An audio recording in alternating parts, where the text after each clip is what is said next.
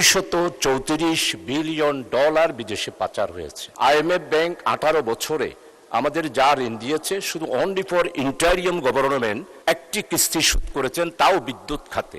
মানে স্পিকার, আমাদের মাননীয় অর্থমন্ত্রী বাজেট পেশ করেছেন, আমি ওনাকে আন্তরিকভাবে দোয়া করি, যেহেতু দীর্ঘদিন পর 18 বছরের নির্যাতন নিপীড়নের পর একটি বাজেট উনি দেশের জন্য দিয়েছেন। এখন উনি সম্পূরক বাজেটে যা চেয়েছেন তার জন্য আমি প্রথম যে আলোচনাটা সেটা হলো যে বিদেশে যে পাচারকৃত টাকাটা, যেমন আমাদের তৎকালীন প্রধানমন্ত্রী এবং ওনার পরিবার এবং ওনাদের রাজনৈতিক নেতৃবৃন্দ সবাই মিলে যেটা দেখতে পাচ্ছি সেটা হচ্ছে যে $234 বিলিয়ন বিদেশে পাচার হয়েছে।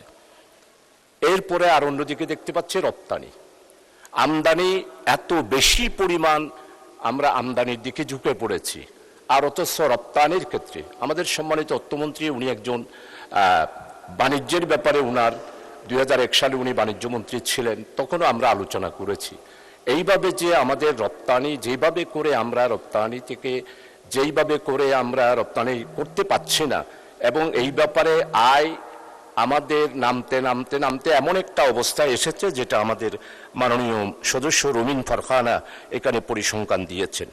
এরপরে হচ্ছে যে বিদেশি ঋণ, IMF ব্যাংক 18 বছরে আমাদের যা ঋণ দিয়েছে শুধু অনলি ফর ইন্টারিয়াম গভর্নমেন্ট একটি কিস্তি শোধ করেছেন, তাও বিদ্যুৎ খাতে। আর এই আমাদের নতুন সরকার, গণতান্ত্রিক সরকার এসেছে মাত্র সময়, এখন 3 মাস পেয়েছেন, এরপরে বাজেটটা দিয়েছেন, কিন্তু উনার এই ব্যয়ের ব্যাপারে সম্পূরক বাজেটে উনি যেটা চেয়েছেন, এখন নতুন করে আমরা IMF ব্যাংকে নতুন শর্ত দিয়ে যদি ঋণ আনতে হয় তাহলে। ধন্যবাদ মাননীয় সদস্য, আর 1 মিনিটে কনক্লুড করেন তাহলে। মানে স্পিকার, আসলে সম্পূরক বাজেটে একটু সময় তো দিতে হয়। মাননীয় চিফ হুইপ এখানে আছেন, আমরা একটু আলোচনা করি না এই বাজেটের পরে মানুষের কল্যাণের জন্য, জনগণের কল্যাণের জন্য।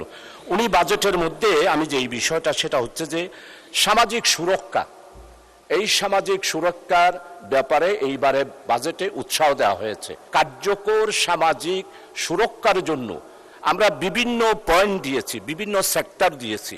আসলে এই সবগুলা সেক্টরের মধ্যে এই টাকাগুলো ভাগ হয়ে যাওয়ার পর সামাজিক সুরক্ষাটা হয় না মাননীয় স্পিকার। এই জন্য আমার স্পেসিফিক উনি যে সম্পূরক বাজেটে টাকা চেয়েছেন, এখানে অনেক ডিপার্টমেন্ট আছে, তো আমি এটার জন্য প্রস্তাব দিয়েছি যে এই অর্থ বিভাগের বিষয়ে আলোচনা উত্থাপনকালে এই 109 অর্থাৎ 7 নম্বর দাবিতে আমি এই বাজেটটা কমানোর জন্য দাবি দিয়েছি। ধন্যবাদ মাননীয় সদস্য।